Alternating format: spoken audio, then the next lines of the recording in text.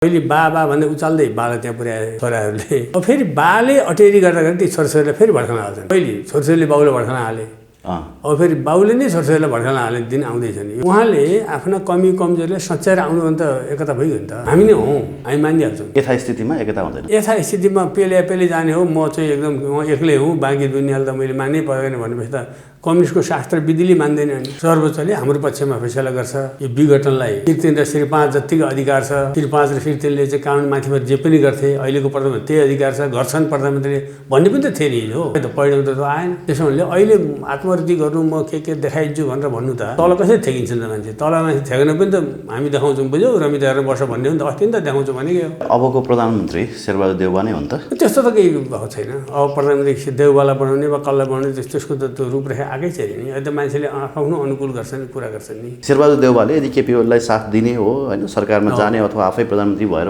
पनि साथ दिने हो भने के टाउको दुख्छ त?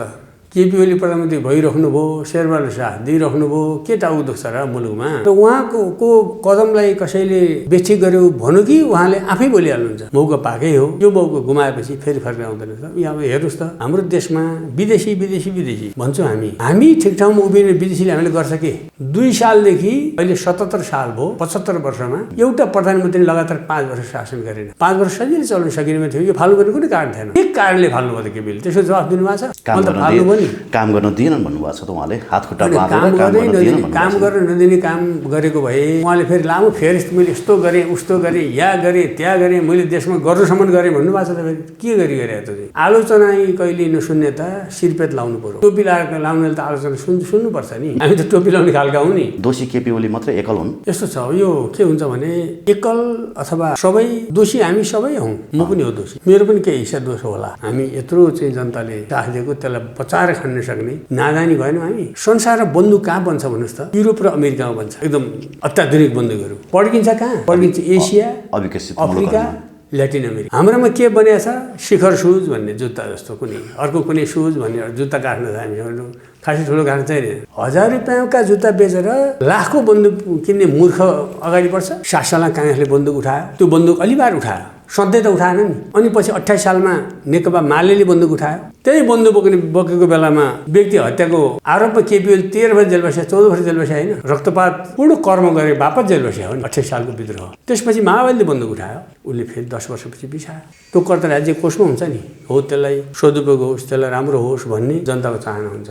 त्यसैमा जथाभावी गर्ने अनि फेरि जनतामाथि फुर्तिलाउने गरी जनता विद्रोह गर्दैन हो। त्यो विद्रोह गराउनेले उकासिदिन्छ, बन्दुक बेच्नेले तँलाई यहाँनिर अन्याय भएको छ भन्छ र यहाँ उरालिदिन्छ। अनि हामी बन्दुक हो रहेछ अन्याय भएको भन्छ र बन्दुक बोकिहाल्छौँ। अनि बन्दुक त हान्ने कसलाई भने आफ्नो भाइलाई हान्ने। यहाँ आफै पनि माओवादीबाट पीडित भएको मान्छे तर आज त फेरि प्रचण्डलाई साथ दिँदै हुनुहुन्छ। यो चाहिँ अलिकति अमेल किसिमको देखियो भनिन्छ नि। मैले प्रचण्डलाई साथ दिएकै होइन, मैले नीति विधिले साथ दिएँ। त्यतिखेर उहाँहरूको बन्दुक बोक्ने नीति थियो, मान्छे कुट्ने नीति थियो। मान्छे कुट्नु अब मान्छे कुट्ने नीति नबनाइकन अब चाहिँ सबैसँग मिल्ने नीति बनायौँ पनि भन्नु पनि केपी ओली र प्रचण्डले त्यो बोल्दाखेरि। म त केन्द्रीय कमिटी बैठकमा छु, प्रत्यक्षदर्शी छु। त्यो बोल्नुभयो, हामी खुसी भइगयौँ। अब कमिटी एक हुने भयो, अरू कमिटी पनि जुनमा गर्ने भन्ने कुरो भएको। प्रचण्ड र मसँगै भएको बन्दुक बिसाएको बेला, बन्दुक बोकेको बेला होइन। बन्दुक बोकेको कुराको विरुद्धमै थियो। कम्युनिस्टभित्र घुसेर सामन्तहरू त्यहाँ पुग्यो र कम्युनिस्टहरूलाई थिच्न थाल्यो क्या।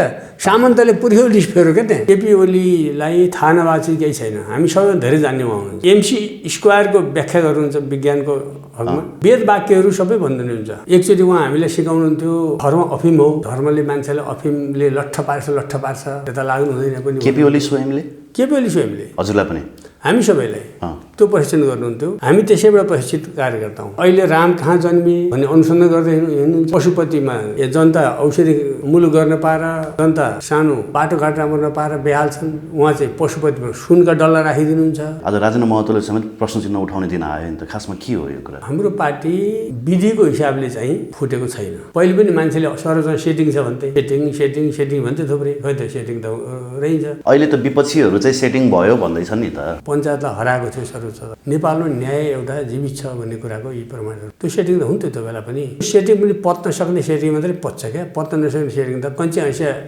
एना खायो भने पछि फेरि निकाल्नेमा त मुस्किल पर्ला नि। सम्भावना छ यो मिलेर फेरि अगाडि जाने अथवा केपी ओलीलाई हटाउन सक्ने त्यो ल्याका प्रचण्ड माधव गुटमा छ अझै? मिलेर जाने कुरालाई नकार्ने वा मिल्नु हुँदैन भन्ने चिज होइन। तर केपी ओलीसँग कुनै पनि किसिमको सहमति हुन सक्दैन भनेर माधव नेपालले त भनिरहनु भएको छ। हो, आजसम्मको विधि अवस्था हेर्दाखेरि सहमति हुन सक्ने देखिन्छ। चिनिया राजदूत नेकपा एकता गराउन सकिन्छ कि भनेर उहाँको दौडधुप बढेको आज सञ्चार माध्यमहरूमा समाचारहरू आएका छन्। के लाग्छ, त्यो दिशातर्फ उन्मुख हुन्छ नेकपा अब अथवा होइन? केपी ओलीलाई भित्तामा पुर्याउने खेलमा चाहिँ नेकपा विभाजनै भएर अगाडि बढ्छ?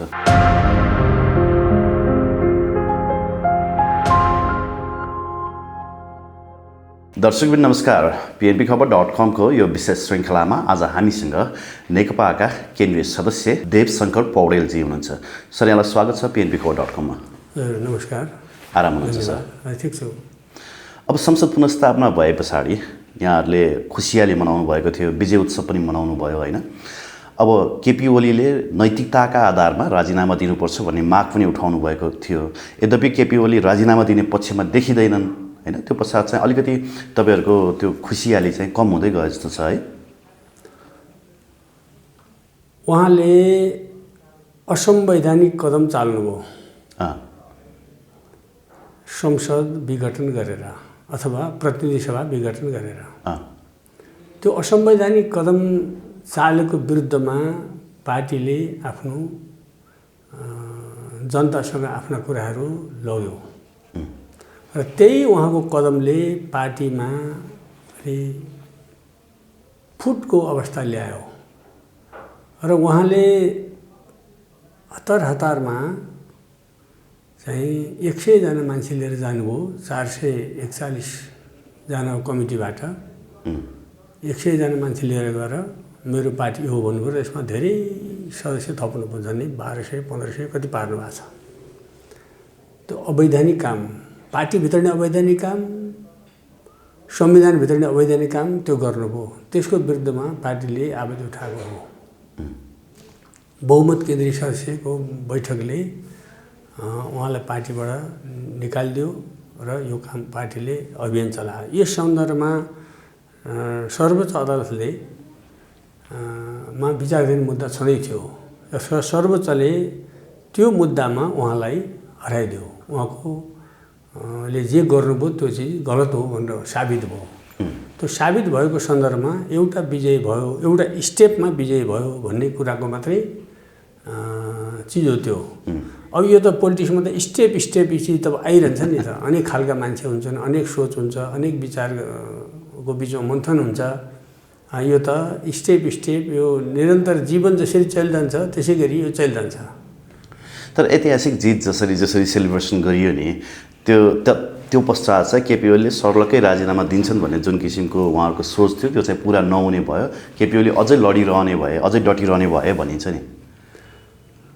यो के हुन्छ भने केपी ओलीलाई थाहा नभएको चाहिँ केही छैन। हामी सबैभन्दा धेरै जान्ने उहाँ हुनुहुन्छ। उहाँ MC² को व्याख्या गर्नुहुन्छ विज्ञानको हकमा। वेद वाक्यहरू सबै भन्नुहुन्छ, खरै सबै जान्नुहुन्छ, नजाने केही पनि छैन। नैतिक हिसाबले आफूले राष्ट्रलाई यत्रो बदमासी गरिरहेको बेलामा मेरो नैतिकताको हिसाबले राजीनामा दिनुपर्छ मैले भन्ने पनि उहाँलाई हेक्का चाहिँ छ। हेक्का हुँदाहुँदै किन उहाँ त्यहाँ बसिरहनु भएको छ, यो चिज इतिहासले भोलि पर्गेल्दै जान्छ जस्तो लाग्छ मलाई। यी चिजहरू उहाँले इतिहासको जिम्मामा, उहाँले पनि इतिहास पनि बुझ्नु भएको छ नि त, धेरै चिज बुझ्नु भएको छ उहाँले। उहाँको भाषण सुन्दाखेरि अनेक चिज सुनिन्छ, असान्दर्भिक कुरा पनि उहाँले भन्नुहुन्छ। अब एकचोटि उहाँ हामीलाई सिकाउनुहुन्थ्यो धर्म अफिम हो, धर्मले मान्छेलाई अफिमले लट्ठ पार्छ, त्यता लाग्नु हुँदैन पनि। केपी ओली स्वयंले हजुरलाई पनि हामी सबैलाई त्यो प्रशिक्षण गर्नुहुन्थ्यो। हामी त्यसैबाट प्रशिक्षित कार्यकर्ता हौँ हिजोका। तर अहिले राम कहाँ जन्मे भन्ने अनुसन्धान गर्दै हिँड्नुहुन्छ। पशुपतिमा जनता औषधि मुलुक गर्न पाएर, जनता सानो बाटोघाटो राम्रो नपाएर बेहाल छन्। उहाँ चाहिँ पशुपतिमा सुनका डल्ला राखिदिनुहुन्छ। अब यस्ता खालका चिजमा उहाँ लाग्नु भएको छ। अब यो किन यसो गर्नु भएको छ, यो अलिकति बुझ्नुपर्ने छ। उहाँले अब नैतिकताको हिसाबले राजीनामा दिने कुरा त हाम्रो यहाँ पनि धेरैपल्ट भयो नि। म सानो केटाकेटी छु, स्कुलतिर पढ्दाखेरि सिंहदरबार जल्यो, हाहाकार भयो। हाम्रो घरमा बाहरूले पनि सिंहदरबार जलेकोमा ठुलो पिर मान्नुभयो। मैले त सिंहदरबार देखाएको थिएन, कस्तो थियो सिंहदरबार। अनि खुब पिर मान्नुभयो। अनि त्यतिखेर हामी रेडियो सुन्थ्यौँ, तत्कालीन प्रधानमन्त्री कीर्तिदेव विष्टले सिंहदरबार जलेको बापत एसियाकै सबभन्दा ठुलो बिल्डिङ रहेछ त्यो सिंहदरबार त्यो बेला।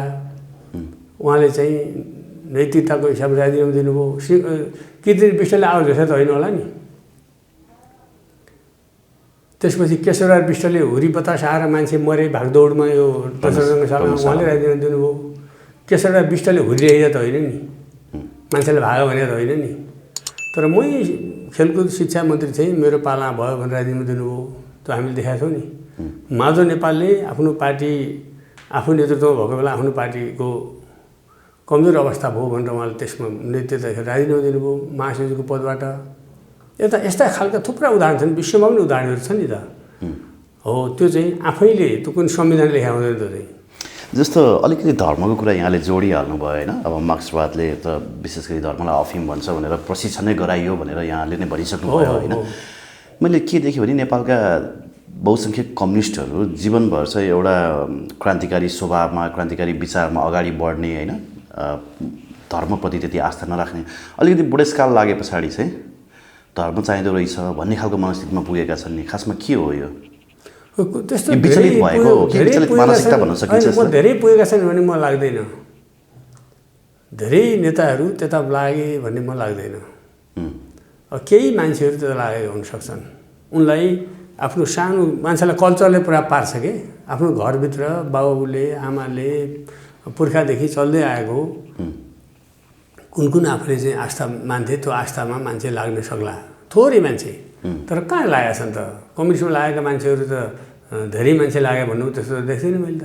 त्यस्तो लागेको छैन। त्यति मात्रै हो र आज सिपी मैनाली, आरके मैनालीको होइन र अन्य अरू पनि कम्युनिस्टहरूको कुरा गर्ने हो भने उहाँहरू त अझ नेपालमा त राज संस्थाकै खाँचो रहेछ भन्नेसम्मको कुरा पनि फैलाउन भ्याइसक्नु भयो। राज संस्था भन्नु र धर्म भन्नु त भिन्न चिज हो। तर जोडिएर आउँदो रहेछ नि। अब जोडिन्छ यस्तो जोडिन्छ हेर्नुहोस्। हिजो अब जोड्दा त जोड्यो भयो नि त। हिजो लिगलीकोटमा चेपे नदीबाट कुदेर जो लिगलीकोटमा पुग्छ त्यही राजा हुने चलन थियो। त्यतिखेर द्रव्य शाह चेपे नदीबाट कुदेर लिगलीकोट पुगे। तिनी द्रव्य शाहका छोरा नाति पनाति हुँदै ज्ञानेन्द्र शाहसँग आएका हुन्, तिनी द्रव्य शाहका। तर द्रव्य शाह कुदेर लिगलीकोट पुगेपछि चाहिँ उनले के भने म राजा भइहालेँ, अब बाँकीले राजा हुनु पर्दैन, दौड्नु पर्दैन, मेरो छोरो हुँदै जान्छ भनेर अनि ज्ञानेन्द्रमा आइपुगेर हो। त्यो लिगलीकोटको बेलामा त डेमोक्रेटिक सिस्टमै रहेछ नि त। जुन तिग्रे कुद्न सक्छ उही राजा हुँदो रहेछ त सिस्टम हो। उनले भाँचिदिए। अहिले पनि त्यसलाई जोडे भयो नि त। त्यसो त केपी ओलीले पनि आफू प्रधानमन्त्री भएपछि सिस्टमै भाँचिदिने, त्यसै बाँकीका लागि समाप्त पारिदिने। म त ऊ पनि लाग्नुभयो यस्तै रहेछन् भन्ने हिसाबले बुझेर त भएन।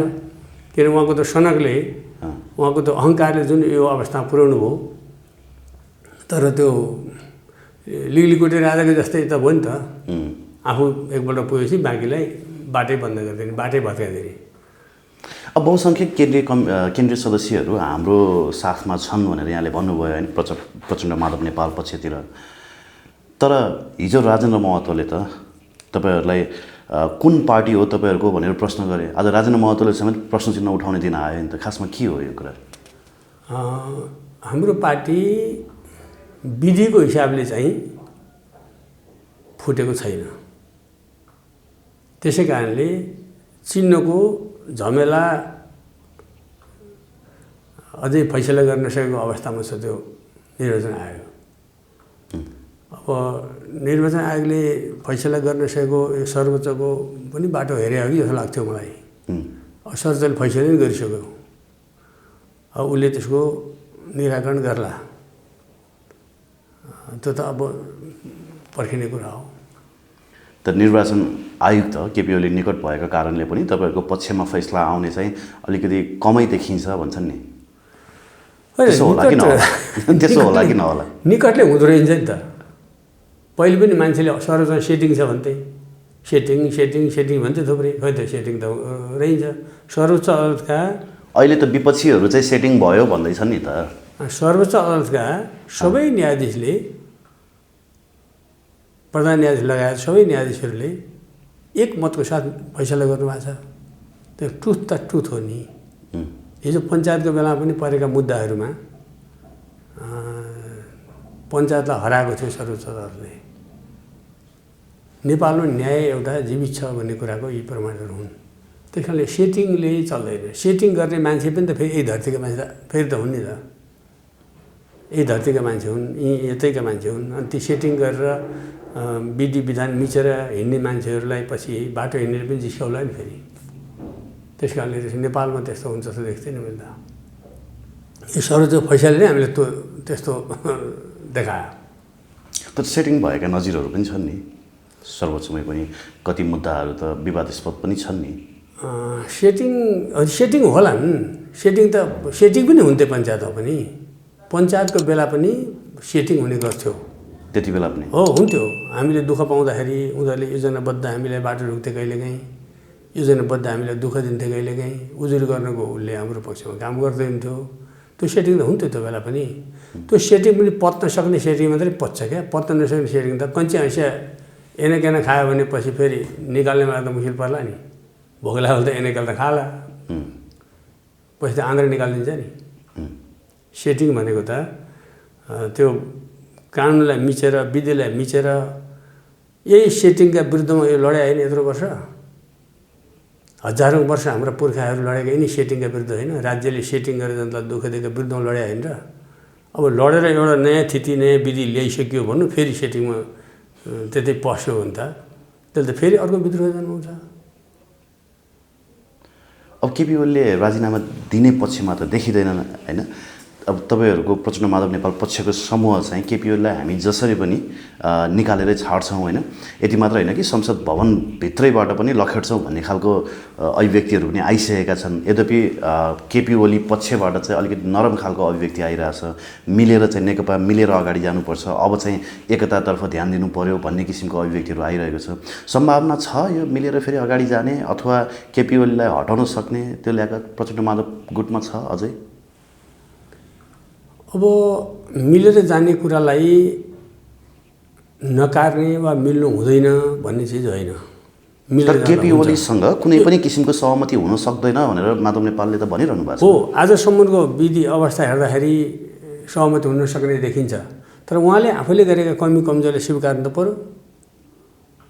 हाम्रो कम्युनिस्ट आन्दोलनमा अघि नै तपाईँले भन्नुभयो, हामी अघि नै एउटा छलफल गऱ्यौँ। यसका विधिहरू, यसले कसलाई मान्ने कसलाई नमान्ने, धर्म मान्ने वा नमान्ने, यसका आफ्नै खालका विधि छन्। त्यो विधि अन्तर्गत कम्युनिस्ट पार्टीले चाहिँ एउटा अल्पमत बहुमतको अधीनस्थ हुन्छ, अल्पमत बहुमतको अधीनस्थ हुन्छ, तल्ला कमिटी माथिल्लो कमिटीको अधीनस्थ हुन्छ, सबै कमिटी केन्द्रीय कमिटीको अधीनस्थ हुन्छ। यसको एउटा विधि छ है। केन्द्रीय कमिटी महाधिवेशनको अधीनस्थ हुन्छ, महाधिवेशन पार्टी सदस्यको अधीनस्थ हुन्छ। यस्तो चाहिँ मिलाएको छ यो सङ्गठन विधि। हरेक पार्टी सदस्य त्यस्तो एउटा चाहिँ जिम्मेवार र महत्त्वपूर्ण हुन्छ जसले महाधिवेशनलाई पुरा पार्छ होइन। आखिरमा गएर त त्यो एउटा पार्टी सदस्य चाहिँ माथि भयो नि त। तर अहिले त्यही पार्टी सदस्यद्वारा महाधिवेशन जितेर अनि त्यसपछि पार्टीमा माथि पुगेर अनि माथि पुगेपछि फेरि त्यसै माथि चाहिँ आज पार्टी सदस्य कम पीडित छन्। देशभरिका पार्टी सदस्य पार्टी एउटै भइदिए हुँदो भन्ने चाहन्छन्। एउटा हुँदा विधिले एउटा हुनु पऱ्यो नि। हो, त्यस कारणले अल्पमत बहुमतको अधीनस्थ हुन्छ भनेर मैले भने नि। हो, पार्टीको अध्यक्षै भए पनि यदि अल्पमत आफूले पर्ने हो भने बहुमतको भनाइ त मान्नु पऱ्यो नि। म मान्दिनँ तिमीहरूले भनेको भनाइ, मिटिङमै आउँदिनँ आदि इत्यादि भएर सबै भएको हो नि। कमिटीभित्र छलफल गरेर त सकिन्थ्यो नि। यही अहिले यो प्रतिनिधि सभालाई विघटन गर्ने सल्लाह चाहिँ उहाँले कहाँ गर्नुभयो त? दुनियाँले त्यो कुरो जान्नु पर्दैन? कहाँ सल्लाह गर्नु उहाँले? कुन कमिटीमा सल्लाह गर्नुभयो? कहाँ छलफल भयो र त्यो भयो त? अनि एकजना मान्छेले जे मनलाई त्यही गरेर बिग्रेको हो नि हो त्यो कुरोलाई उहाँ सचिनु पऱ्यो पहिले। उहाँ सचिएपछि त सबै चिज मिल्छ नि त। बिग्रेको कहाँ हो भने त्यहीँ जानुपर्ने फर्केर फेरि उहीँ पुग्नु पऱ्यो। फेरि कहाँबाट बाटो बिराइयो होइन यहाँ आइहालेँ म यता जान्छु भन्नु त कहाँ भयो? कि खोला झाडीमा फसिन्छ। अहिलेको ठाउँ जहाँ पुग्ने गन्तव्य त भेट्दैन नि त। त्यस कारणले उहाँ सचिनु पऱ्यो, उहाँले आफ्ना कमी कमजोरीलाई भन्नु पऱ्यो। त्यसले सानो हुँदैन। हामीले पाएको शिक्षामा उहाँले सिकाएको शिक्षामा केपी ओलीले दिएको शिक्षामा केपी ओलीले त्यसो भन्नुभएको केपी ओलीले नै दिएको शिक्षामा उहाँले त्यही शिक्षा त पाउनुभयो नि। उहाँले हामीलाई भनेकै शिक्षामा के भन्छ भने आलोचना आत्मालोचना भन्ने चल्छ। आत्मालोचना भन्ने चल्छ नि आफैलाई आफैले आलोचना गर्ने। मैले यति चाहिँ गल्ती गरेकै हुँ भनेर भन्ने जुन विधि छ हो त्यो त गरे पनि। तर आत्मआलोचना गर्नुहुन्छ होला त केपी ओलीले? केपी ओलीको आजको जुन छ नि आजको स्वभाव हेर्दाखेरि त उहाँ आत्मआलोचना गर्नुहुन्छ अथवा माधव नेपालले भने जस्तो माफी मागेरै आउनुहुन्छ भन्ने पक्षमा त उहाँ देखिनुहुन्न। अनि देखिनु भएन भने यो कुनै पनि चिज चाहिँ त्यस्तो विधि बेगर चल्दैन संसारमै। हरेक एउटा विधि छ नि। यो तपाईँले बत्ती बाल्नुभयो रहेछ, मेरो अनुहार उज्यालो पार्नुभएको छ हो। यो बत्ती चाहिँ यहीँ थित्ता फुत्त बल्या हो त हो। यसको जोड कहाँ छ जोडिएको? यो कुन पावरसँग जोडिएको? काहीँ न काहीँ पावरसँग जोडिएको छ यो। अनि त्यहाँबाट तारबाट यहाँसम्म आइरहेछ। यसको विधि छ एउटा। विधि बेगर म एकदमै प्रकट भएँ भनेर कुनै भगवान् प्रकट भयो जस्तो कसैले कल्पना गर्यो भने अनि त्यो त अनि विधि बेगरको त कसरी मिल्छ? पावर हाउसकै कुरा उठाउनु भयो होइन। यो संसद पुनर्स्थापनामा बाहिर शक्तिको पनि इफेक्ट छ भनेर आरोप लगाएका छन् नि। खासमा यहाँलाई के लाग्छ? बाहिर शक्तिको प्रभाव त्यस्तो पर्छ नेपालको राजनीतिमा, नेपालको अदालतमा? विशेष गरी अहिले अदालतकै कुरा गरौँ न, राजनीतिमा त प्रभाव छ भनेर भनिरहेका छन् विश्लेषकहरूले होइन। होइन अब यो धेरै सोध्नै परेन। तपाईँ म यहाँ बसेका छौँ, हामी संविधान पल्टाउँ। संविधानमा त नेपाली भाषामा लेखिएको छ नि। तपाईँ पनि नेपाली बुझ्नुहुन्छ, म पनि नेपाली बुझ्छु मजाले। नेपाली भाषामा लेखिएको छ नि। उहाँसँग त अधिकार छैन भने त नेपाली भाषामा त्यहाँ लेखाएको छ त। अब त्यो नेपाली भाषा त्यति पढ्न नसक्ने सर्वोच्चमा न्यायाधीश हुनुहुन्छ र अनि कसैले भन्नुपर्छ त्यहाँ? त्यो त नेपाली भाषा लेख्न गर्न सक्नु भन्ने कुरो। यो कुनै घुमाउरो पारबाट आएकै छैन, त सोझै आएको छ यो। सोझै आएको छ, सोझै आएको छैन। कसैको दबाब प्रभावमा पर्नुपर्ने जरुरत थिएन। संविधानमा कहीँ छँदै छैन उहाँको त्यो अधिकार छ भन्ने कुरो। अनि त्यो उसमा पनि को थिए त बहस गर्ने न्यायाधीशहरू उहाँको पक्षमा? उहाँको न्यायाधीशहरू जो बहस गर्नुभयो त्यहाँ के न्यायाधीश वकिलहरू जसले बहस गर्नुभयो अनि को थिए त? केही राप्रपाका न्यायाधीश राप्रपाका केन्द्रीय सदस्य भइसकेका वकिलहरू स्थापनाको लागि लागेका वकिलहरू पनि उहाँ कहाँबाट सञ्चालित कसरी हो भने त्यता पो शङ्का गर्नुपर्दो अरे। यतातिर त क्लियर छ नि। जनताले जे हुन्छ भनेको थियो त्यही भएको छ। पूर्व प्रधान न्यायाधीशहरू, पूर्व न्यायाधीशहरू, वरिष्ठ वकिलहरू यी सबैले जे देखाएको थिए त्यही फैसला भएको छ। त्यही चाहे विदेश। चिनिया राजदूत फेरि पनि सक्रिय हुनुभएको छ। नेकपा एकता गराउन सकिन्छ कि भनेर उहाँको दौडधुप बढेको आज सञ्चार माध्यमहरूमा समाचारहरू आएका छन्। के लाग्छ त्यो दिशातर्फ उन्मुख हुन्छ नेकपा अब अथवा होइन? केपी ओलीलाई भित्तामा पुर्याउने खेलमा चाहिँ नेकपा विभाजनै भएर अगाडि बढ्छ? होइन, म चाहिँ व्यक्तिगत रूपमा केपी ओलीलाई माया गर्ने मान्छे हुँ। केपी ओलीलाई व्यक्तिगत रूपमा केपी ओलीलाई धेरै माया गर्छु मैले। तर उहाँले पछिल्लो बेलामा चाल्नुभएको कदम चाहिँ पार्टीघाती, राष्ट्रघाती, प्रतिगमन उन्मुख भनेको उल्टो बाटो हिँड्ने खालको। आँखा यता हुन्छ, यतापट्टि बाटो हिँड्नु के हुन्छ? पछाडि हिँड्नु भने लडिन्छ नि। त्यो प्रवृत्ति उहाँको पछिल्लो चरणमा देखिएको छ। अब यो चिजले मुलुकलाई हानि गरेको छ। अझै अगाडि बढ्न खोज्नु हो भनेदेखि त्यसले अरू हानि पुर्याउँछ। केही मान्छेले त मजा होला, अहिले त बा भन्ने शक्ति छ, हाम्रो बाले राम्रै गरे भनेर थप्पडी बजाउँदै हिँड्ला मान्छे। तर अन्ततोगत पहिले बा भन्दै उचाल्दै बालाई त्यहाँ पुर्याए छोराहरूले, छोरा गणहरूले, छोरी गणहरूले त्यहाँ पुर्याए। अब फेरि बाले अटेरी गर्दाखेरि ती छोराछोरीलाई फेरि भड्कान हाल्छन्। पहिले छोराछोरीले बाउले भड्कान हाले, अब फेरि बाउले नै छोराछोरीलाई भड्कान हाल्ने दिन आउँदैछन्। यो मलाई यस्तो लाग्छ। भनेपछि एकता भएर अगाडि जाने सम्भावना देखिँदैन? एकता त उहाँले मैले अघि नै भने त उहाँले आफ्ना कमी कमजोरीले सच्याएर आउनु भने त एकता भइगयो नि त। हामी नै हौँ, हामी मानिहाल्छौँ नि। यथास्थितिमा एकता हुँदैन। यथास्थितिमा पेले जाने हो, म चाहिँ एकदम एक्लै हुँ, बाँकी दुनियाँलाई त मैले मान्नै पर्दैन भनेपछि त कम्युनिस्टको शास्त्र विधिले मान्दैन नि। तर अप्सन त छैन नि त तपाईँको पक्षमा पनि। अब शेरबहादुर देउवाले पनि यति बेला सरकारमा जाने नजाने भन्ने कुराको टुङ्गो लगाइसक्नु भएको छैन होइन। शेरबहादुर देउवा बिना त अब प्रचण्ड माधव नेपालले केपी ओलीलाई तल आउन नसक्ने भन्ने कुराहरू आइरहेको छ नि त। अहिले त हिजो अस्ति सडकमा पनि खेल्थ्यो, हिजो अस्ति सर्वोच्चमा खेल्थ्यो होइन, बहस हुन्थ्यो, छलफल हुन्थ्यो, तर्क वितर्क हुन्थे, त्यो क्षेत्रमा थियो हिजो। अहिले त यो संसदमा गएको छ। अहिले धेरै रूपरेखा आएकै छैन। किन आएको छैन भने 13 दिनभित्र संसद बोलाइनुपर्छ भनेको छ। 13 दिनभित्र कुनै मितिमा संसद बोलाइएला। हो त्यो संसद जुन दिन बोलाइन्छ त्यसपछि संसदको कारबाही सुरु हुन्छ। त्यतिखेर पो अलि मान्छे अहिले त यो प्री अभ्यास जस्तो क्या हो, पूर्व अभ्यास का गफ मात्रै भएका छन् अहिले। यसलाई अझ संसदभित्रै बसेर त्यो मथ्न त बाँकी नै छ नि। तर 13 दिन सकिन त धेरै बेर लाग्दैन नि त। लाग्दैन, 13 दिनमा त सुरु हुन्छ त। 13 दिनभित्र त सुरु हुन्छ। सुरु भएपछि अनिखेरि त एकै दिनमा त सबै चिज हुनु परेन नि। अन्त प्रोसेस आउँछ, छलफल हुन्छ, निष्कर्षमा पुग्छ, त्यसरी हो। केपी ओली समूहका केही नेताहरू त फागुन 20 गते पछाडि हामी देखाइदिन्छौँ भनेर लागेका छन् नि। फेरि त्यस्तो खालको अभिव्यक्ति आएको छ। त्यो त यस्तो हुन्छ, अगाडि हिँड्ने बाटो नदेखेपछि मान्छे के आत्महत्या गर्छ? बाटै छैन, अन्धकार भयो अनि मान्छे आत्महत्या गर्दैन। आत्महत्या गर्नेहरू किन आत्महत्या गर्छन् भन्दा उसका अगाडिबाट कुनै समस्या आएको छ, त्यसलाई परिहाल्न सक्दैन, सबै अन्धकार देख्छ, जीवन अन्धकार देख्छ अनि आत्महत्या गर्छ नि त। त्यस कारणले अहिले आत्महत्या गर्न तयार त कोही भएको छैन नि। मेरो अगाडि उज्यालेसम्म देख्दैछ नि त, अस्ति पनि देख्दैछ त मान्छेले। सर्वोच्चले हाम्रो पक्षमा फैसला गर्छ। यो विघटनलाई श्री 3 र श्री 5 जतिको अधिकार छ। श्री 5 र श्री 3ले चाहिँ कानुन माथिबाट जे पनि गर्थे, अहिलेको प्रधानमन्त्री त्यही अधिकार छ, गर्छन् प्रधानमन्त्रीले भन्ने पनि त थियो नि हिजो। खै त परिणाम त आएन।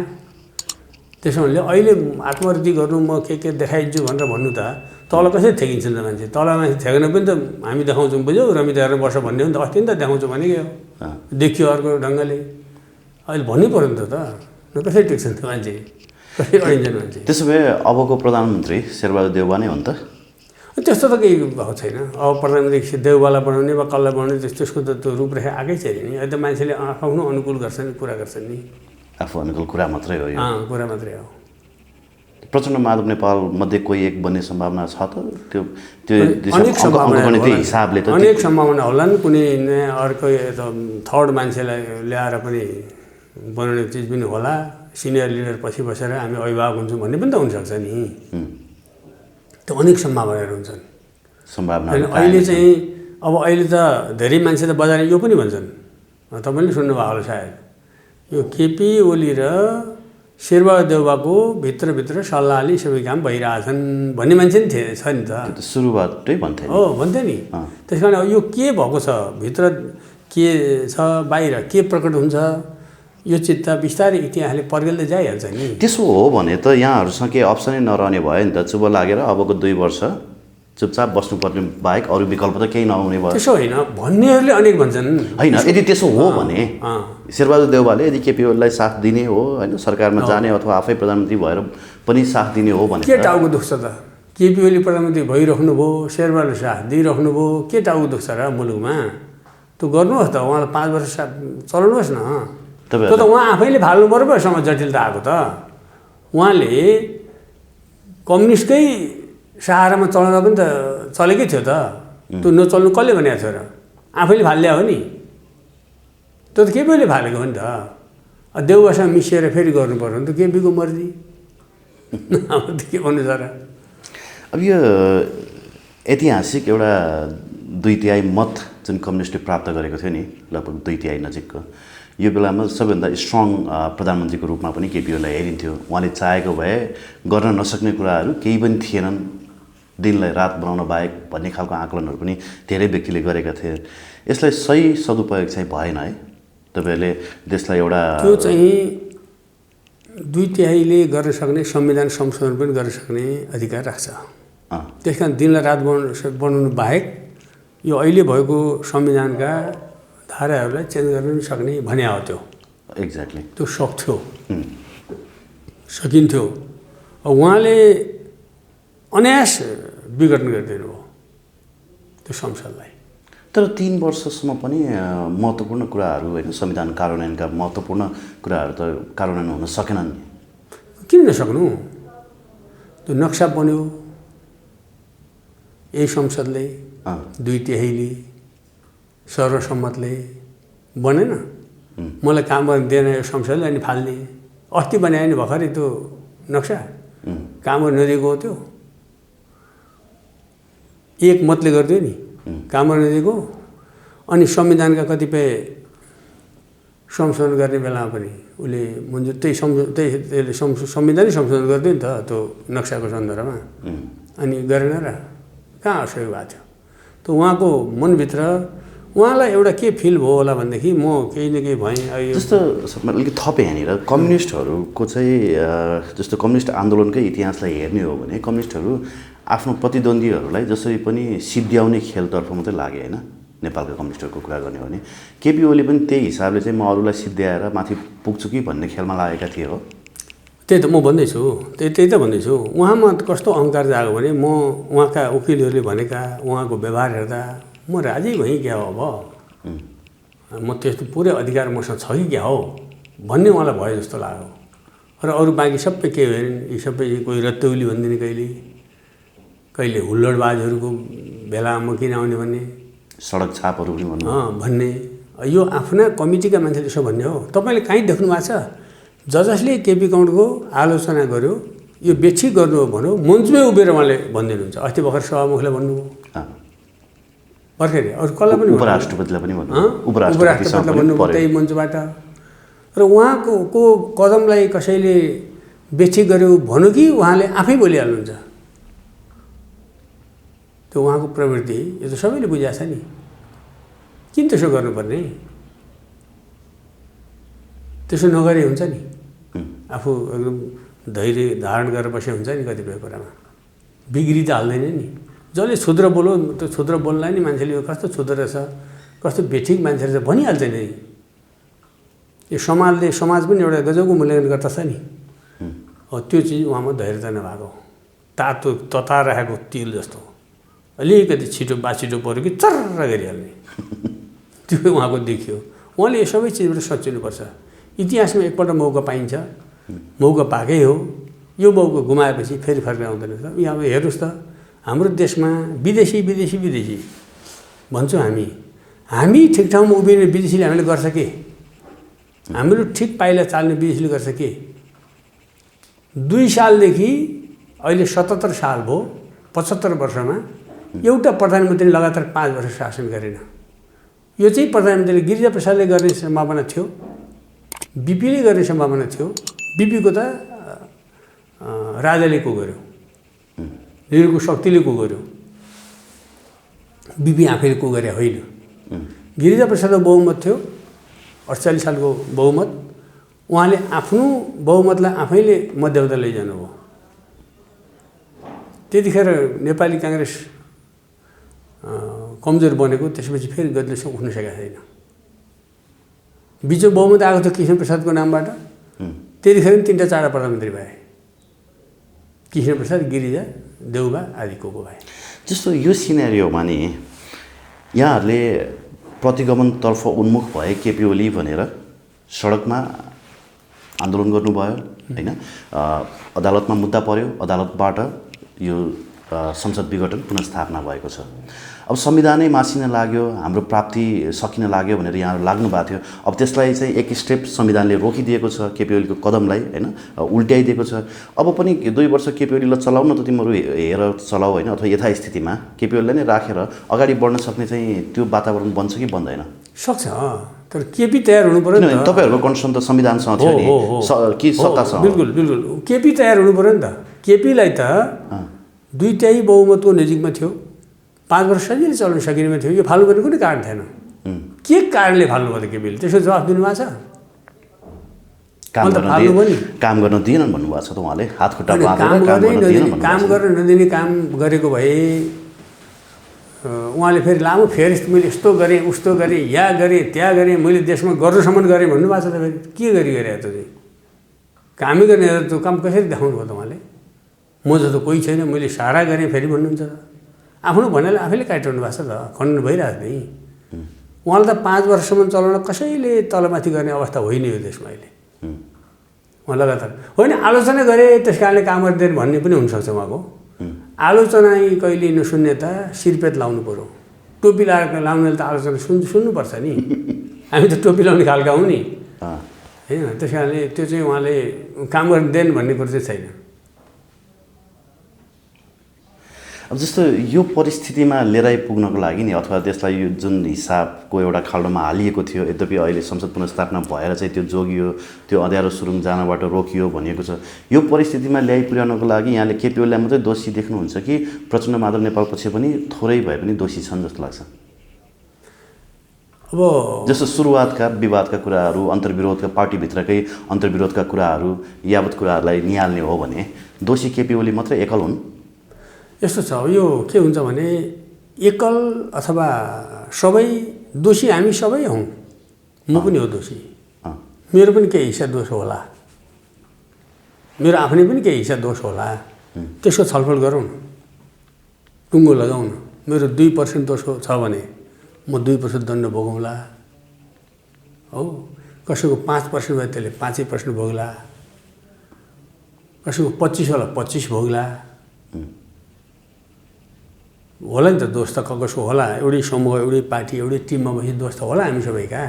तर यो अनेक संसद विघटन गरेर प्रतिनिधि सभा विघटन गरेर सङ्घीय संसद विघटन गरेर अनि अन्धकारको भुमरीमा मुलुकलाई फसाउने काम त केपी ओलीले गरे नि त एक्लै, त्यो एक्लै हो। उहाँको सबै गुटका मान्छे छन् पनि मैले भन्दैन, थाहा छैन त्यो कसै एक्लै हो, उहाँले एक्लै गर्नुभएको छ, कहीँ बैठक गर्नुभएको छैन त्यहीँभित्र पनि। जब एक्लै गर्नुभएको छ सुभाष नेमाङलाई थाहा थिएन भन्नुभएको छ नि हो, अनि दोष कसलाई दिने? अर्काले दोष कसको कति छ भन्ने कुरो दोष कहाँ बोल्न रहेन अहिले त केपीको एक्लै दोष हो यो, हाम्रो पनि दोष होला, छ भने हामी भोगौँला, कहाँ छ दोष त्यो हामीले थाहा पाउनु पऱ्यो, हामीले थाहा नपाए दोष होला नि त्यहाँ। तर अहिले गरेको त उहाँ एक्लैले हो नि। अब हिजोको दिनमा मै पनि एमाले तै पनि एमाले भन्ने नाराले होइन देशभरि मान्छेहरू उत्साहित भएर 2/3 मत दिएका थिए। अब त कम्युनिस्ट भन्ने नाम सुन्नै नचाहने भयो नि जनताहरू, त्यही कसका एकदमै आलोचित भयो बनायो नि यो हो।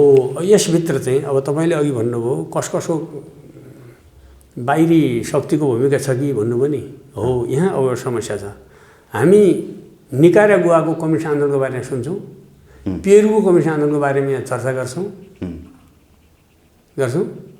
अरू भेनेजुएलातिरको कम्युनिस्ट आन्दोलनको बारेमा चर्चा गर्छौँ। ती हामीभन्दा 7 समुद्र पारी कहाँ पृथ्वीको पल्लो भित्तामा छन् ती देशको कम्युनिस्ट आन्दोलनको बारेमा हामी चर्चा गर्छौँ। नेपालको कम्युनिस्ट आन्दोलनको बारेमा पनि ती देशमा चर्चा हुँदो त।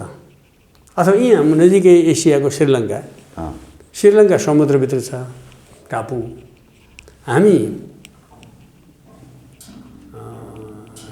संसारको सबभन्दा उच्च शिखर सगरमाथा फेदमा छौँ, ऊ सबभन्दा होचोमा छ, हामी सबभन्दा उच्चमा छौँ। त्यहाँ बसेर नेपालतिर फर्केर हेर्दो श्रीलङ्काको कुनै कम्युनिस्टले नेपालमा जनताले मन पराएर पपुलर भोट ल्याएर नेपालको सर्वोच्च आसनमा कम्युनिस्ट छ, तल वडा तहको आसनमा नि कम्युनिस्ट छ, नेपालको सबै सत्ता कम्युनिस्टले भोटबाट शासन गरिरहेको छ। आहा नेपाल सगरमाथामा कम्युनिस्ट पार्टीको झन्डा, मैले कति रमाइलोसँग हेरिरहेको होला नि त्यहाँबाट, अरू मान्छे त अचम्म मान्दा हुन् नि। फेरि यो पनि उनीहरूले हेरिरहेका होलान्, त्यस्तो उच्च ठाउँमा पुगेर पनि ठेगेर खान नसक्ने कस्तो मूर्ख रहेछन् पनि भन्दा हुन् तिनले त। हामीलाई मूर्ख नि भन्यो होला, म चाहिँ सज्जन छु भनेर मैले सुख पाउँछु त, म पनि त मूर्ख मध्येको एक मूर्ख त मलाई नि भन्यो होला नि त। म त्यही पार्टीको सदस्य हुनाले, त्यही पार्टीको केन्द्रीय नेता भएको हुनाले, त्यसो भने त्यो मूर्ख त कसले गर्छ? मलाई सोधेको छैन, म केन्द्रीय कमिटीको सदस्य, मलाई सोधेकै छैन, मैले अलिअलि छनक पनि भएको थिएन, फ्यात्तै संसद विघटन हो। मैले मात्र नभए हो कि भनेको थाई कमिटीले थाहा पाएर हिँड्छ, वरिष्ठहरूले पनि थाहा पाएर हिँड्छ, एउटा अध्यक्षले त्यसो गर्नु अर्को अध्यक्षलाई थाहा पाएको छैन पार्टीभित्र। अनि त्यो स्वच्छाचारी म एक्लै केही हुँ भन्ने जे गरिएको छ यसले त हामी यहाँ त आफ्नै इतिहास नेपालले लेखेला हाम्रो तरिका के हो, तर विश्वभरिको कमिटीले पनि हेर्नेछन्। हामी यत्रो चाहिँ जनताले साथ दिएको त्यसलाई बचाएर खान सक्ने नादानी भएनौँ हामी। जस्तो विश्व कम्युनिस्ट आन्दोलनको कुरा अलिकति निकाल्नुभयो यहाँले होइन। नेपालको कम्युनिस्ट आन्दोलन होइन विगतदेखि नै 6 सालदेखि नै तपाईँको टुट फुट होइन जुट लिएर एउटा ऐतिहासिक जुटबाट यहाँसम्म आइपुगेको थियो होइन। यो अवस्थामा आइसके पछाडि फेरि फुटमा भयो होइन, नेकपा विभाजनमा पुग्यो होइन। अब कता जाला, अब यो छ नि कम्युनिस्टहरू नेपालबाट पलायन हुने अवस्थामा पुग्यो भनेर प्रतिगामी शक्तिहरू पनि आवाज उठाइरहेका छन्। अब कम्युनिस्टहरू चाहिँ को पलायन, कम्युनिस्टहरू पलायन हुने दिशामा उन्मुख भए भन्छ नि प्रतिगामी शक्तिहरू अहिले। यो घटनाले त अब कम्युनिस्टहरू पलायन हुन्छन् भन्छन् नि त। अब केशरजंग रायमाझी भन्ने एकजना महासचिव हुनुहुन्थ्यो त्यो बेला। अहिले जस्तो अध्यक्ष उपाध्यक्ष महासचिव सचिव हुँदैन थियो, एकैचोटि महासचिव हुन्थ्यो, अरू सबै सदस्य हुन्थे, पोलिट ब्युरो सदस्य हुन्थे, के हुन्थे। तर मूल पावर एकैचोटि एक्लै महासचिवमा हुन्थ्यो। त्यस्तो पावर भएको महासचिव केशरजंग रायमाझी दरबार परस्त बन्नुभयो। भित्रभित्र दरबारतिर सूचना दिने पार्टीको टोटल महासचिवले सूचना के बाँकी रहन्छ, उहाँ जानु नै भयो त। पछि उहाँ राजसभा स्थायी समितिको सदस्य हुँदै सभापति हुनुभयो। केशरजंग रायमाझी महासचिव। कम्युनिस्ट पलायन भएन। समय त लाग्यो नि, लाग्छ नि, समय त लाग्छ। बिचमा यी घात अन्तर्घातहरू, यो कम्युनिस्ट आन्दोलनलाई ध्वस्त पार्ने जुन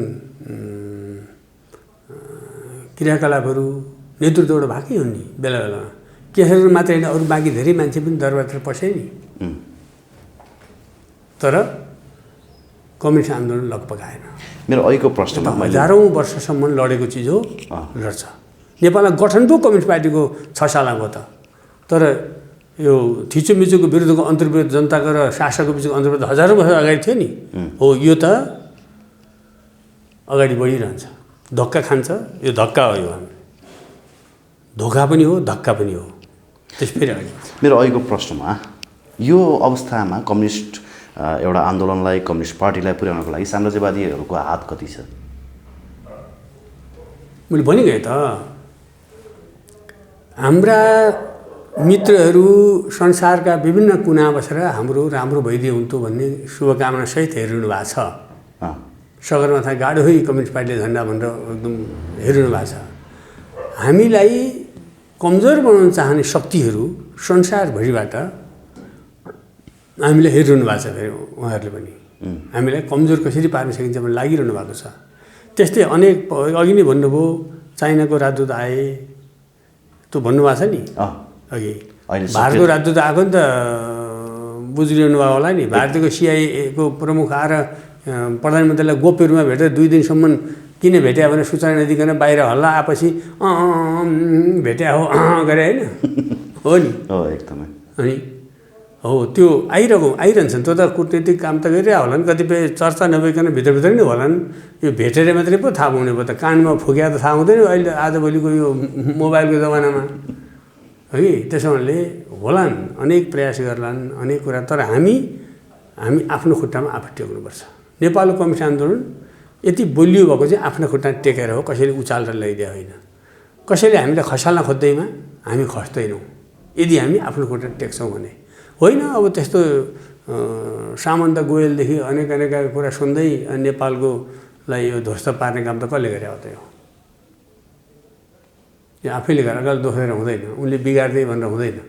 हामी आफू, चाइना र भारत त हामीसँग सरकार राख्ने भए हाम्रो छिमेकी हुन् नि। छिमेकमा खोर्सानीको धुवा पड्काएर खुब खार लाग्यो भने छिमेकीले खोक्छ। हामी एउटा खोर्सानी खार लगाइदियो भने चाइनामा खार पुग्ला, छिमेकीलाई खार पुग्ला, भारततिर खार पुग्ला। त्यस कारणले छिमेकीले बरु चासो राख्नु स्वाभाविक हो। यहाँ नबाज हामीले देखे होइन, एकपल्ट मान्छे मर्थे, मारिन्थे, पुरिन्थे, पछि खन्दाखेरि ल्याब्राक्क हात निक्लेको, टाउको लिब्रिक्क निक्लेको देखे होइन हामीले एकपल्ट। दिनमा 100-150 मान्छे मरेको अवस्था। अहिले त छैन नि, शान्ति छ नि। यसलाई शान्ति बनाइराख्नु हाम्रो चाहिँ विजय हो। यसलाई फेरि अनेका चाहिँ केही शक्तिहरूलाई चाहिँ यो शान्ति नपच्दो रहेछ नि त फेरि। हो त्यस्तो। किनभने यस्तो एउटा कारण छ, हेर्नुहोस्, तपाईँले संसारपट्टि गएर हेर्ने हो भने तपाईँले कुरा गर्दा गर्दा अहिले हामी बाहिर पुग्न सक्छौँ, अहिले बहकिन सक्छौँ।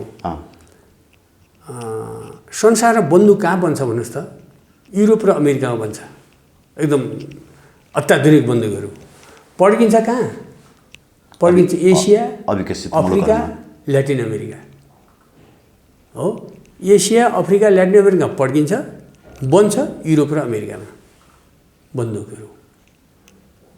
त्यस कारणले यहाँका मान्छेलाई झगडालु नबनाइदिए बन्दुक भिर्न तयार हुँदैन। बन्दुक भिरेर आफ्नै भाइलाई आफैले सिद्ध्याएर हाम्रोमा के बनिएको छ? शिखर सुज भन्ने जुत्ता जस्तो कुनै अर्को कुनै सुज भन्ने जुत्ता काट्न छ हामीहरू। खासै ठुलो काट्न चाहिँदैन, चिनी काट्नको हालत देखिहाल्नुभयो। भक्का काट्न, अरू काट्न बेचेर सिद्धै गयो। अब हामी भन्छ 1000 रुपियाँको जुत्ता उति श्रम सिप लगाइने गरेर 1000 लिन्छौँ जुत्तामा, 3000 ल्याउँला जुत्तामा। हामी त्यतिकै जुत्ता बनाउँछौँ। बन्दुक 4 लाखदेखि 12 लाख पर्छ एउटा, त्यति श्रम सिप लगाउँछ उसले।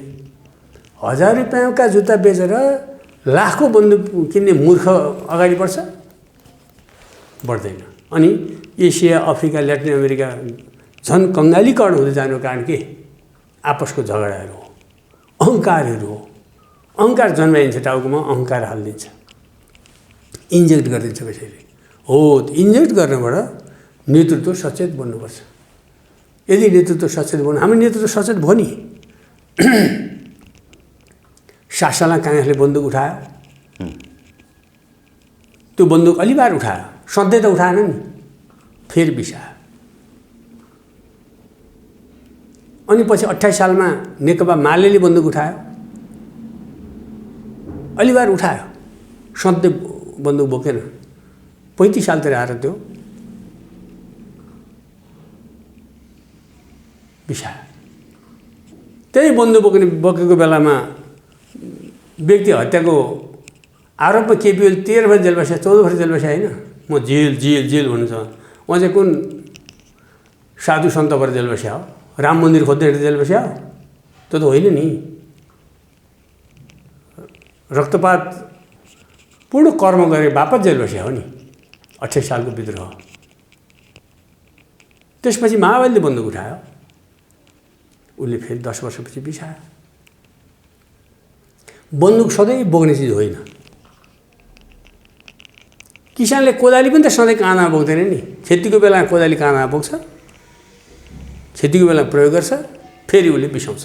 सधैँ कोदाली बोकेर बसेको हुन्छ र? बेला बेलामा बोक्छ। त्यस कारणले बेला बेलामा यस्ता घटनाहरू घटे नेपालमा पनि। अब यस्तो घटना कहिल्यै नघट्ने गरी सुशासन हुनु पर्यो। जनतालाई थिचोमिचो हुने खालको कुनै राज्यको बुँदा हुनु भएन। राज्य त शोषणकै एउटा चाहिँ शक्ति हो नि। राज्य कर लाउँछ नि। तपाईँ लगाएको टोपीलाई राज्यलाई कर तिर्याउँछ, मैले लगाएको टोपीको कर तिर्याउँछ। त्यो कर त राज्य कोषमा हुन्छ नि। हो, त्यसलाई सदुपयोग होस्, त्यसलाई राम्रो होस् भन्ने जनताको चाहना हुन्छ। त्यसैमा जथाभावी गर्ने, अनि फेरि जनतामाथि फुर्ती लाउने गरी जनता विद्रोह गर्दैन। हो, त्यो विद्रोह गराउनेले उकासिदिन्छ, बन्दुक बेच्नेले। अन्य उसो बन्दुक बिक्छ त, तँलाई यहाँनिर अन्याय भएको छ भन्छ र उरालिदिन्छ। अनि हामी बन्दुक हो रहेछ अन्याय भएको भन्छ र बन्दुक बोकिहाल्छौँ। अनि बन्दुक त हान्ने कसलाई भने आफ्नै भाइलाई हान्ने। थोरै माओवादी आन्दोलनको कुरा गर्नुभयो। यहाँ आफै पनि माओवादीबाट पीडित भएको मान्छे, तर आज त फेरि प्रचण्डलाई साथ दिँदै हुनुहुन्छ। यो चाहिँ अलिकति अमेल किसिमको देखियो भनिन्छ नि। होइन, यस्तो छ, यो मैले प्रचण्डलाई साथ दिएकै होइन, मैले नीति विधिले साथ दिएँ। मैले पढेको कम्युनिस्टको शास्त्रको सिरानमा एउटा हरफ पढेँ मैले। पहिले कम्युनिस्टको पुस्तकको सिरानबाट हरफ पढेँ मैले। संसारका मजदुरहरू एक हो भनेको, त्यसमा काहीँ मेरो नाम लिएर त फलानु एक हो भनेको छैन। त्यहाँ प्रचण्ड भन्ने मान्छे पनि छ, त्यो पनि भनेको छैन। त्यहाँ केपी ओली भन्ने मान्छे अर्को पनि छ, त्यो पनि भनेको छैन। उसले भन्यो के भने, हामी कसैको नाम नलिकन संसारका मजदुरहरू एक हौँ भनेपछि त कम्युनिस्ट पार्टी त मजदुर पार्टी हो नि। मजदुर पार्टी एक हुनुपर्छ भनेर म खुसी भएको। म सबभन्दा केपी ओलीसँग म खुसी किन हुन्छु थाहा छ? केपी ओलीले कम्युनिस्ट पार्टी एकताको लागि नेकपाको मार्गदर्शक सिद्धान्त जनताको बौद्धिक जनवाद पनि फ्याँकिदिनु भयो, फ्यालिदिनु भयो। जब त्यस्तो स्थापित हाम्रो मार्गदर्शक सिद्धान्त, म त 5औं महाधिवेशन जबजलाई भोट हाले मान्छे हो। जब जन्मिएका दिन मैले जबजलाई भोट हाले मान्छे हो, त्यो फालिदिनु भयो। मदन भण्डारीको नीति पनि, मदन भण्डारी जे नीतिले मदन भण्डारी बन्नुभयो उहाँ पनि फ्याँकिनु भयो सँगसँगै। फ्याँकिनु भन र, फ्याँकिनु भयो नि, त उहाँकै कारणले फ्यालियो। एमाले भनेको स्थापित नाम गरेको नेकपा एमाले थियो, त्यो पनि फालिदिनु हो, फालिदिनु हो नि। अब कम्युनिस्ट पार्टीको चुनाव चिन्ह पनि धरापमा पार्नुभयो, आफैले मान्छे चोइट्याएर गएर आफै पार्टी अर्को बनाएँ भनेर भन्नुभयो। त्यसो भएपछि कुन हो त पार्टी भन्ने कुरा भयो। अब त्यसलाई पनि उहाँले फाल्ने काममा उहाँ लाग्दै हुन्छ, काहीँ न कहीँबाट फाल्दै हुन्छ नि त। जब के अरे यो सूर्य चिन्ह कम्युनिस्ट आन्दोलनलाई ध्वस्त पार्दै हुन्छ। अहिले आएर परिणाम त्यता गयो नि त। हामी खुसी किन भयौँ? संसार र मधुर एक हुने भए भनेर खुसी भएको। अनि मैले कुटाइ खाएँ कि खाइनँ, कसले कहाँनिर कुटो, म ती मान्छे चिन्दैन। त्यतिखेर उहाँहरूको बन्दुक बोक्ने नीति थियो, मान्छे कुट्ने नीति थियो, मान्छे कुट्नु हो। अब मान्छे कुट्ने नीति नबनाइकन अब चाहिँ सबैसँग मिल्ने नीति बनायौँ पनि भन्नुभयो नि केपी ओली र प्रचण्डले त्यो बोल्दाखेरि। म त केन्द्रीय कमिटी बैठकमा छु, प्रत्यक्षदर्शी छु, त्यो बोल्नुभयो, हामी खुसी भइगयौँ। अब कम्युनिस्ट एक हुने भयो, अरू कम्युनिस्ट पनि जुनमा गर्ने भन्ने कुरो भएको थियो। अर्को कुरो, अब म प्रचण्डसँग नजिक भएँ नै होइन, प्रचण्ड त कृषि पढ्यो अरे। कृषिले त आलु मकै कोदो बाली आदिको सोध्ने कुरा पो पढाएको छ। रामबहादुर थापा त बन्दुकै पढाएर नि फेरि त्यता हुन्छ त फेरि त्यसो त हो। यो गुरिल्लाको नेतै रामबहादुर थापा त फेरि उहाँ त उतै हुन्छ त फेरि होइन र। यी यस्ता कुरा को कता छ भने चाहिँ नीति के लियो भन्ने मैले अघि नै भने। काङ्ग्रेसले बन्दुक उठायो, बन्दुक बिसायो, मालेले बन्दुक उठायो, बन्दुक बिसायो, एमाले पछि बोत्यो, माओवादीले बन्दुक उठायो, बन्दुक बिसायो। बिसाएपछि के हो? बिसाएको बेलामा अहिले हामी सँगै भएको, प्रचण्ड र म सँगै भएको, बन्दुक बिसाएको बेलामा हो, बन्दुक बोकेको बेला होइन। बन्दुक बोकेको कुराको म विरुद्धमै थिएँ, त्यसरी टसल हो त्यो। म विरुद्धमा थिएँ, बन्दुक बोक्नु गलत हो भन्नेमा थिएँ। म साधारण ठाउँ बोल्दै हिँड्थेँ म त्यो कुरा हो। अनि हाम्रो टसल भयो। अब बन्दुक बिसाउने भएपछि त म अनि मैले हिजो बन्दुक किन बोकिस् भनेर भन्नुहुन्छ? भन्नु हुँदैन। हिजो त केपीले बोक्यो हो, पुष्पकमलले बोक्यो होला, बिपी कोइरालाले बोक्यो हो, अथवा शेरबहादुर देउवाले बोक्यो भन्दैम न यसलाई। त प्रतिशोधको रूपमा लिइन्छ नि। त्यति बेला तत्कालीन एमालेलाई चाहिँ चुनी मारियो धेरै जसो व्यक्तिहरूलाई। रामेछापमै पनि एकजना मारियो, थुप्रैजना मारियो, जस एकजना प्रखर नेता नै मारियो रामेछापमा पनि माओवादी कार्यकर्ताद्वारा। त्यसलाई चाहिँ प्रतिशोधको विषय बनाएर अहिले चाहिँ अलिकति त्यो रिस फेर्ने जस्तो गरिन्छ नि। अनि पोलिटिक्समा यस्तो प्रतिशोध त हुँदैन। मैले बुझेँ पोलिटिक्समा प्रतिशोध भन्ने हुँदैन। अब व्यक्तिले हिजो के गर्यो, नीति भएको बेला गर्यो, नीति बदलेपछि त गरेन नि फेरि। अनि त्यसलाई त प्रतिशोध गर्ने कुरा भएन नि, समीक्षा गर्नु पऱ्यो। हामीले यति काम गल्ती गऱ्यौँ, हिजो झापा आन्दोलनमा पनि यति कुरो गल्ती भयो, त्यस कारण अब नगर्ने भन्ने भयो। 7 सालदेखि पछि 31 सालसम्म काङ्ग्रेस बन्दुक बोक्दै थियो। 31-32 सालतिर म स्कुलमा पढ्दाखेरि सरकारी सेना गएर म जुन डेरामा बस्थेँ त्यही घरमा बस्थ्यो। अनि त्यो सेना 2-4 दिन त्यहाँ बस्यो। त्यसपछि ओखलडुङ्गाको एउटा काण्ड छ नि, टिमुरपट्टि काण्ड, कता काण्ड हो त्यो, सोलु ओखलडुङ्गातिर गयो त्यो सेना, गएछ। अब म त स्कुले केटो थिएँ, पछि फर्केर आएर फेरि त्यहीँ बस्यो त्यो सेना। एउटा बाँस गाडेर लामो बनाएर हामीलाई बाहिर फेरि निक्लिन पनि उसले हल्ट सल्ट गर्थ्यो। एउटा शब्द भन्न दिन्थ्यो, त्यो शब्दसँग भनेपछि मात्रै हामीले बाहिर जान दिन्थ्यो त्यहीँका विद्यार्थी भनेर। त्यस हिसाबले पछि नेपाली काङ्ग्रेसले बन्दुक बोकेको थियो। पछि मैले थाहा पाएँ, म त बच्चै थिएँ स्कुल पढ्ने। अनि यो नेपाली काङ्ग्रेसलाई दमन गर्न गयो, दमन गरेर फर्कियो भने त्यो मैले थाहा पाएको छु त्यो बेला। त्यस कारणले सधैँ बोकेन, बिसायो। ओके सर, अब अन्तिममा नि अब कम्युनिस्टहरू नै नवसामन्तवादमा परिणत भए भनिन्छ होइन। निष्ठाको राजनीति गर्ने मानिसहरूलाई भित्तामा पुर्याइदियो रहेछ, पाखा लगाइदियो रहेछ। त्यो देख्दा चाहिँ अझै पनि तपाईँहरूलाई कम्युनिजमप्रतिको आस्था चाहिँ रहिरहन्छ, विशेष गरी मैले नेपालको कम्युनिस्टको त्यो अघि मैले भने संसार र मधुर एक हौ भन्नेवाला किताब छ नि त्यसले त त्यसो गरेको छैन नि त्यो जुन विचारले त गरेको छैन नि गरेर कसले भन्दा कम्युनिस्टभित्र घुसेर सामन्तहरू त्यहाँ पुग्यो र कम्युनिस्टहरूलाई थिच्न थाल्यो क्या सामन्तले पुर्ख्यो लिस्ट फेर्यो क्या त्यहाँ त्यति चाहिँ हो तर त्यो हामीलाई दिएको शास्त्रले विचलित हुनु भन्दैन होचिमिनले के भन्नुभएको छ हामी 1000 वर्ष लड्यौँ आवश्यकता भयो भने अझै 1000 वर्ष लड्नेछौँ भनेर होचिमिनले 1000 वर्ष बाँच्नु भयो बाँच्छु भन्ने मलाई लागेको थियो र थिएन नि हामी भनेको यो विद्रोह चाहिँ थिचोमिचोको विरुद्धको विद्रोह चाहिँ 1000 वर्ष अगाडि भएको छ अहिले तुरुन्त हामी सिनोफानोमा पुग्न नसक्यौँ भने पनि अझै लडिरहन्छौँ 1000 वर्ष भने अनि 1000 वर्ष अझै लड्नु बाँकी छ त कहाँ अहिले निराश हुने हस् सर यहाँलाई धन्यवाद दिन चाहन्छु समय संवादको लागि हस् धन्यवाद मलाई बोलाइकन तपाईँले आफ्नो कुरा राख्ने मौका दिनुभयो तपाईँको माध्यमलाई म धन्यवाद दिन चाहन्छु